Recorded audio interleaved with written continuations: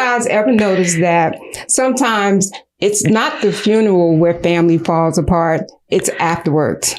I've seen it at the funeral. Oh my gosh, where people just lose all sense of decency. Yeah. Okay. Yeah. So what we're going to talk about today is we're going to be talking about when death happens and greed just come in and just have a seat. Welcome to Three Voices Unfiltered. We're your hosts, Ronisha, Theresa, and Suzanne. And around here, nothing is off limits. We talk about everything, the real, the messy, the hilarious, and the inspiring. So let's get into it.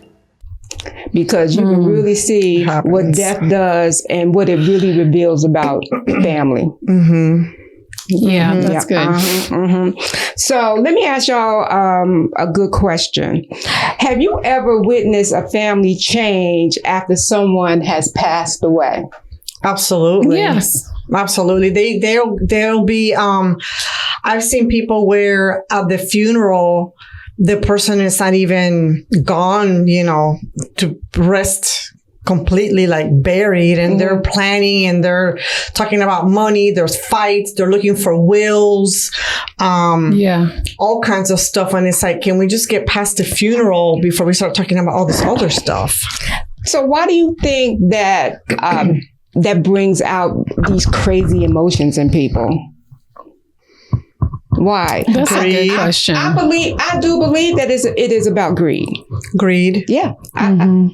When you start planning before somebody's even buried, it's greed. It's not concern. It's not practicality. Now, like when my dad passed away, we were looking for some of his things because he was retired military. Right. So I needed to find his DD 214. We needed to find the life insurance. We needed to find certain things that we could go to the funeral home to get the process started for his funeral expenses. Yeah. That's fine. That's normal. You're okay to do that. Did we need a will? Although he didn't have one. Had he had a will, then would I have been looking for that?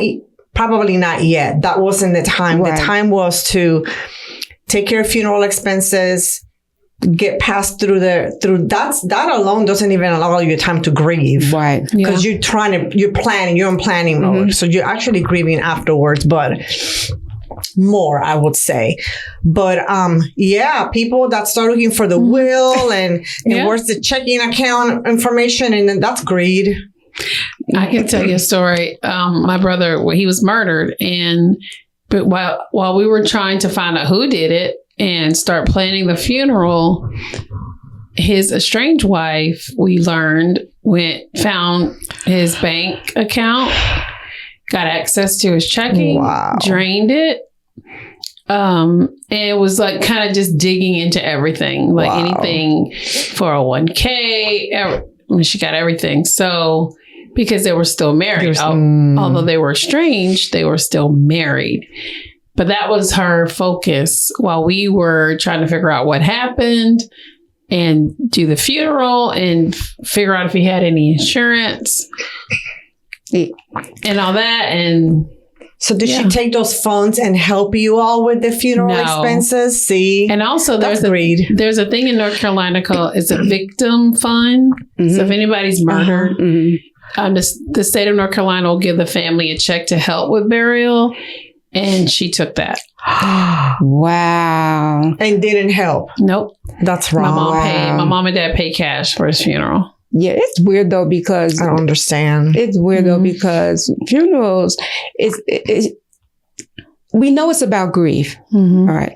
But then it's about relationships, because you can really look at where the relationship stood with the loved one. And that's what I'm talking about with all members, whether it's the spouse, whether it's the children, especially adult children, whether it's friendship, no matter what, you can really, it really should be about that. And then you look at it and you think about inheritance, what am I going to get? What did they leave me? Instead of just grieving your loved one. And it's crazy. Yeah, I don't understand. I had a family member die And I called another family member, and this person said to me, what's going to happen to his car? Who's going to take his car? I just called you to tell you that this family member died. And the first thing you asked me is that. Yeah. That's weird. That's like, weird. I don't understand that. I was so upset. I'm like, we're not having this conversation. Yeah. But that's like, why do people, when somebody passes, their brain immediately goes to dollar signs? I don't get That's it. crazy. Not they're hurting. I miss this person. And I have I know of a story, and I'll share it later as we move on, of a situation where this was a close family member that passed away. And these people lost their minds. People lose their mind. People lose their mind when it comes to money and material things. And and then that's when I said about relationship, because you question their relationship with that person. Yeah. You know? I mean, I don't know. But anyway, let me share a couple of facts with you guys. Most adults never discuss wills or end of life wishes with their family. You know, somebody should know something. I was just talking about this yesterday, Theresa, because I had a cousin that passed away unexpectedly. He's 56 years old. His funeral is this weekend. I'm sorry to hear that. And thank you. And he had, of course, no will. My grandma's calling everybody, because it's her nephew, to donate to pay for his funeral. He had no arrangements. His father passed away last year, my great uncle, and his mother passed away last year, my great aunt. Wow. And his brother passed away some years ago. So they're like running around trying to bury him this weekend. Last I heard, they had gotten all the money from family that donated, and he's going to be buried on Saturday. But I was talking to my sister about it. I'm like, everybody needs to go make their own arrangements. Yeah. You don't have to have a life insurance policy if you've already set aside your arrangements and you paid for them. That's the whole point. Yeah. I had an uncle who did that. He lived in New Jersey. He wanted to be buried in South Carolina, where he was born. And years before he passed away, he made those arrangements. He made the arrangements with the funeral home in New Jersey to make sure his body was transported to a funeral home in South Carolina, and then everything else that I have a family member and know of all the ones that did that. They arranged their whole funeral, picked their caskets and everything. And I told John, I said, we need to do that. I'm not ready right now, mentally or emotionally, to go pick a casket. But we are, I have all of our life insurance information, his DD-214, all of his military information in a folder. And I told my son where it's at. So if something happens, we had a hard time trying to find my dad's stuff. Yeah. We were all over the place. His wife didn't know. He never told me. Yeah. And we were going through, digging through it. And I felt so violating toward him, because I'm going through all this personal stuff that I had no business looking at, but we didn't have a choice. You had to find what you had to find. I have it all. We don't have funeral arrangements or anything like that set, but we have it all. All the documentation is in one place, in a safe, ready to go. So if something should happen to us, I don't want to think, as I'm grieving my husband or he's grieving me, to think, where did he put? I just want to go grab it and go. It makes it easier. It makes it easier. A choir member at my church that I sang with passed away. She was 59. She had everything already planned, scheduled, the songs. She picked out her songs. That's what I want to do. I want to plan the whole thing. It just made everything for her family, because she had a small family too. Right. She had no children, no husband, a brother, and she was adopted. And it just made it easier for her small family. And they just carried on her wishes, because they were already written out. Because it's all done. It's already done. My cousin's parents did that. And one died unexpectedly, and a year later, her mother died in the States, but they wanted to be buried in the U.S. Well, the dad was buried in Puerto Rico, but anyhow, it doesn't. The point is that she picked up the phone. She made a phone call to the funeral home. We got it. She didn't have to do anything. They arranged everything. And that's what it's like, a turnkey kind of funeral arrangement. Not what it is. I know what you mean. You pick up the phone and you make a phone call and say so-and-so passed away. They have a funeral expenses paid for and planned, and they take it, and you don't have to worry about anything. That's right. And then the funeral home does everything. They handle it. You don't have to sit there. Like when my dad passed away, I was sitting there. Actually, this fits with what you're talking about. We were sitting there planning. I had never in my life planned a funeral. Right. I wasn't even expecting him to pass away from that illness at that time. So the whole thing, I was in shock. Yeah. Right. And we're sitting at the funeral home, and the guy's just talking, and they're very professional. They know what to say. They guide you. They do it all the time. That was a good experience. Like they gave him options, and since he's military, you can do this and this and this and whatever.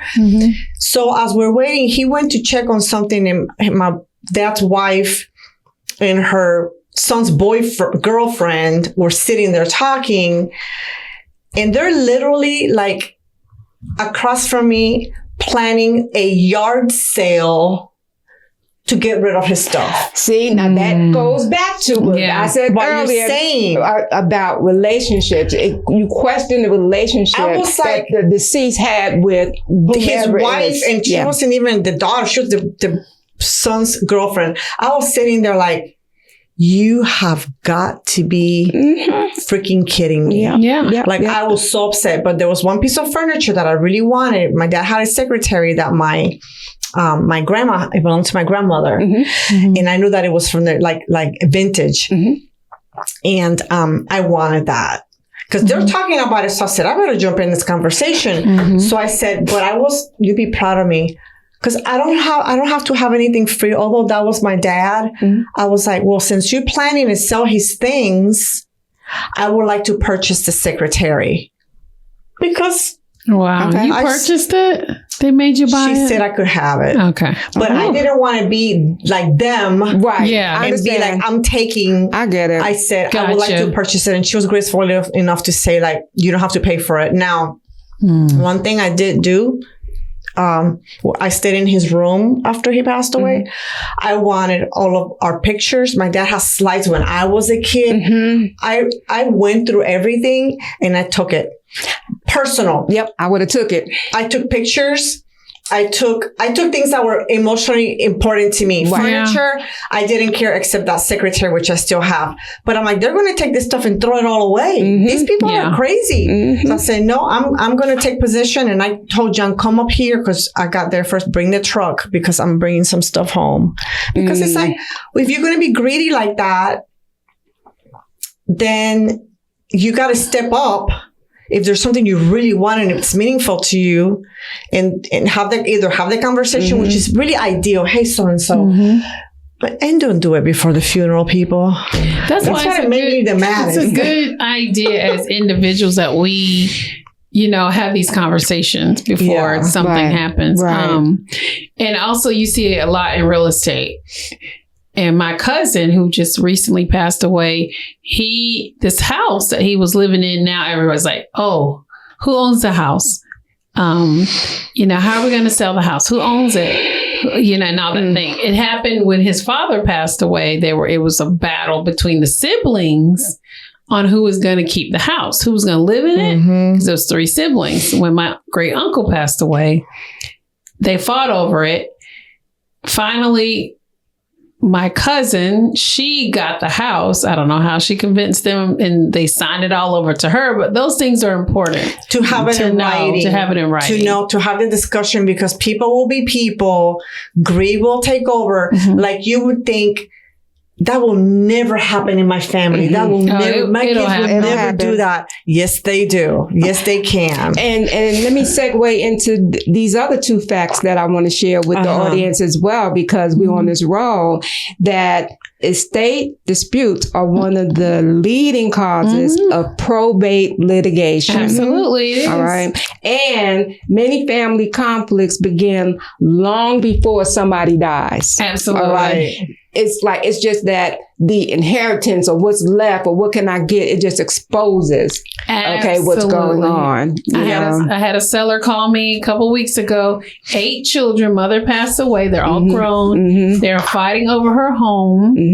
She didn't leave anybody in her will, she didn't have a will.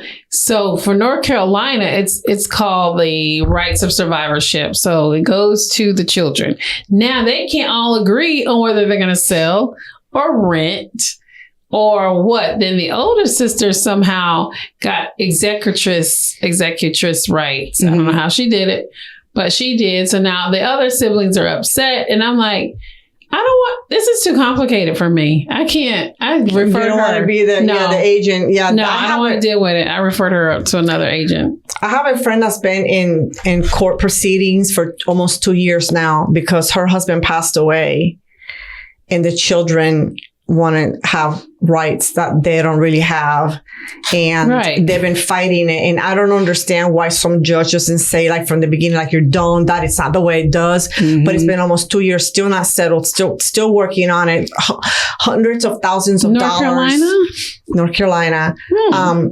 Thousands and thousands of dollars. I think a lot. Because in North Carolina, it goes automatically to the spouse. Well, somebody got sneaky and decided that they would be it. So that's the part of fighting it back. And then, but anyhow, if no spouse, then the children. It's been a long battle, and it's just what you're saying, that probate and it stays there forever. Like it's been going for almost 2 years now.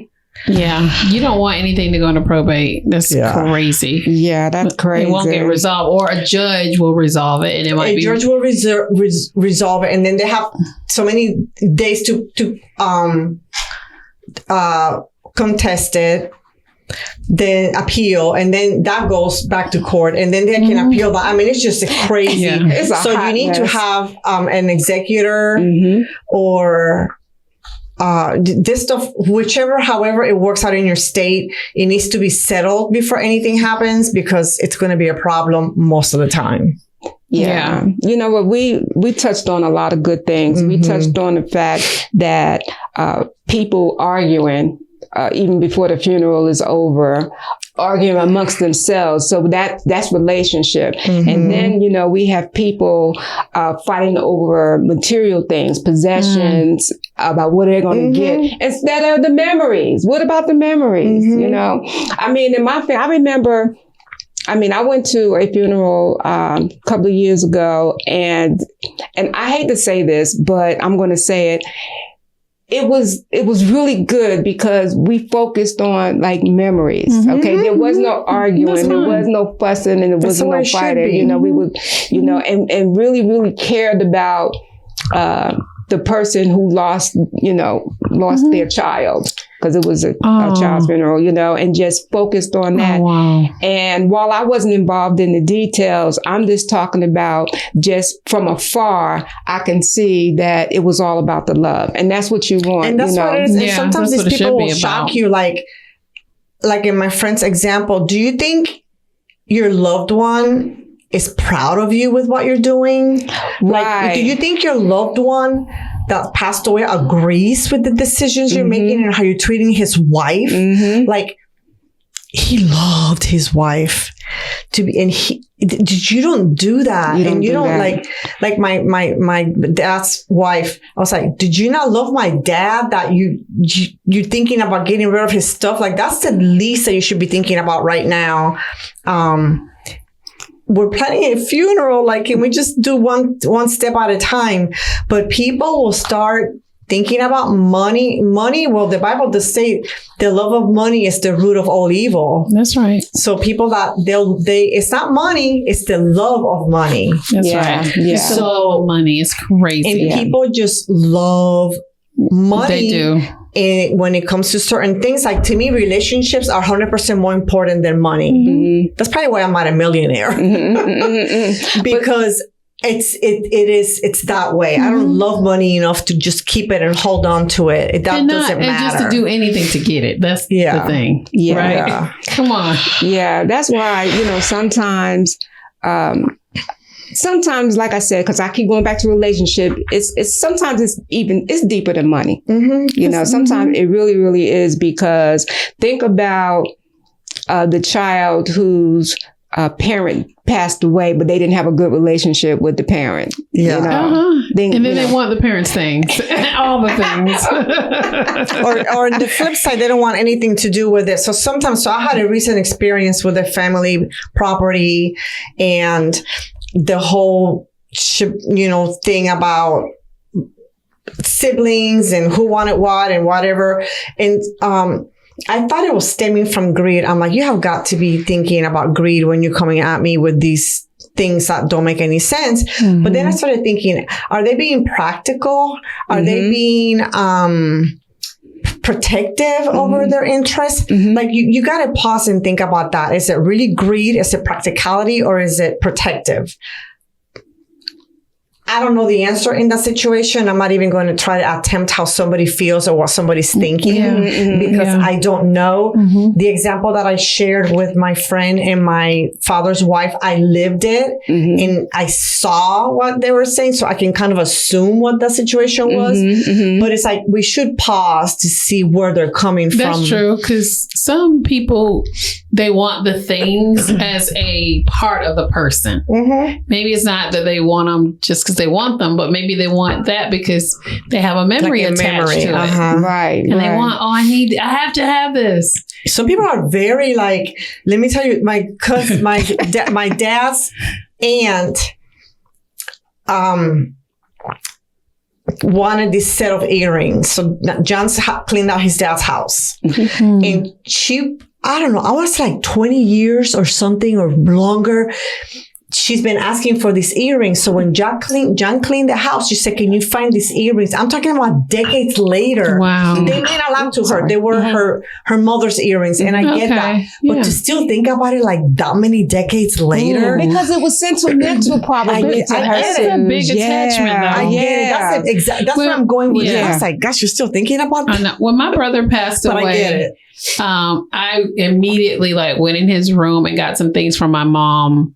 So that, as people come in and, and because he was a truck driver and he lived with my mom because he didn't have a reason to have a place. He was always gone. So in the room, I immediately gathered all his things and gave them to my mother's. So that for her safekeeping, just in case people come in and say, "Oh, that's right," and see this and they want this and want that. So she was able to keep his glasses, his cell phone, some jewelry, and some things that he had on, and that kind of thing. I can see that. I can see that trying to protect some things. I was trying to protect it because it was a crazy time, and people were in and out, of course. Which that's also something during funerals where. I'm like, y'all just coming up in here, just grabbing plates and food. And I felt some type of way about that. That's right. During the week leading to the funeral and you have visitors at the house and people just kicking back like it's a party. No, a family reunion. That's how I describe like a family reunion, which is kind of true. And in your case was a murder, a shocking, traumatic situation. And these people were just coming and making plates and taking plates home. Wow. Well, guys, I'm going to tell you something. That burned me, y'all. I'm going to tell y'all something. Death is inevitable. Okay. We're all going to pass away. So there are things that we can do before then, that we can talk to our loved ones about, that we can also do for ourselves. And, we mentioned some of them, right? But we want to give you some practical takeaways, all right? And that is trying to help. Well, the purpose of it could be to try to prevent family conflict, right? Yeah. And that is to have a will. Yeah. All right. Number one. All right. Name these beneficiaries. Yes. Okay. Who's going to get what? All right. Executors, because sometimes the will is not enough. So that's the least you can do. Yeah. Then you can, get an estate and set it up that way. Of course, go back to your personal state to find out what the rules are. But okay, you want to discuss your wishes ahead of time if you're talking about yourself, and if you're talking to your loved one, what are their wishes? All right, get that. And I believe in getting stuff in writing. I'm sorry, I just do. And at least have a witness. At least have a witness with you that you trust that can hear the same things that you're hearing. If you don't like to write things down, because I write things down. Before this one thing, if there's something that's really important, give it to your loved one when you're alive. Why are you waiting until you're gone? Yeah. This is my ring. Something that you use. This is my ring. Well, and now before I pass, this is for you, and give it to them. Then there's no question. Yeah, that's right. And there's some things you can't, like your house. Right. You can deed it. You could deed it.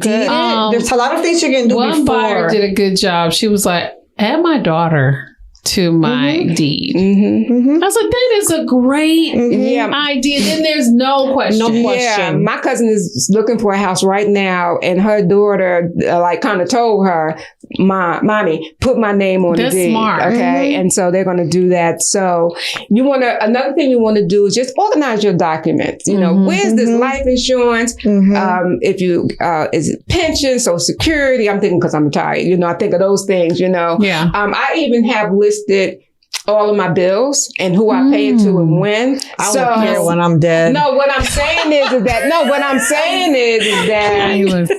important bank. I know what you mean. Important bank accounts. Yeah. Because my thing is that what if I'm in the what if I'm in the hospital? Right. All right. I mean, I want somebody to walk in and be able to know what to do. That, right. Yeah. Did I tell y'all before I got my first brain surgery, I was signing over executress rights to my mom before my brain surgery. Oh, really? And I was married. Yeah. Give it to somebody you trust. That's right.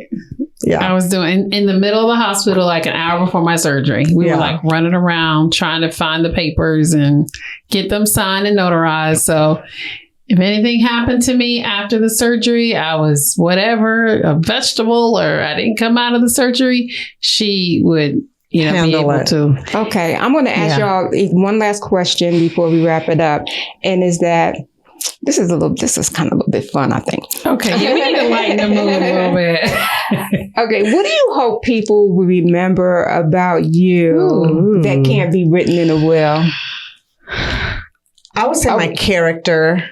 Good. That's character. Just remember my character, what I am about, what I left behind, the legacy that I left behind. Right. Yeah. Ditto. For me. Same thing. Yeah. My character. I would hope people thought I was a decent person. Like I'm a nice person. And I had these great kids to carry on, my ideas and my grandkids. So, that's probably why I had so many kids. So I'm saying, y'all don't remember me. So, Ronisha's so funny. I love her. So, like I said, death is going to happen. And death has a way of revealing people's true character. Character and colors. Okay. Money comes, money goes. Material things and possessions, they'll just fade away. Forgive people. Yes. Forgive people. That's a big one. Prepare. Yes. So that way you can at least have some peace, about the future, because you've had the conversation, and you can talk about the loving memories, about this person or whatever. And this is so, I don't think it's ironic that we're talking about this because it came up this week for me. I was like, I'm going to have a conversation with Ralph because Ralph's from Georgia. I'm like, does he want to be buried in Georgia? Like, that's important. That's important. You gotta know these things. Because he has kids. We don't have kids together. I have my own separate kids. He has his own separate kids. And I need to know what he thinks, and he needs to know what I think. Yeah. Wow. But like Theresa said, put it in writing. Plan. The whole message, I think, is you need to plan, share your thoughts, and prepare with legal documents and things like that. There you go. Well, we hope that this session or this episode has taught you some things, give you some things to think about, give you a task list so you can go and get it done. And we want you to share with us in the comments about your experiences with your loved ones and funerals and how folks behave. Right. People lost their minds. People lost their mind. Yeah. If you planned your funeral, or if you help plan someone else's, before they pass away, share those experiences with us. If you would like, comment, share, subscribe, and follow. All right. Anything else, ladies? That's it. All right. All right. Thank you. Thank Bye, you. guys. Catch you next week. Bye. Do your will. Do us a big favor and hit that like button, share this episode, and subscribe.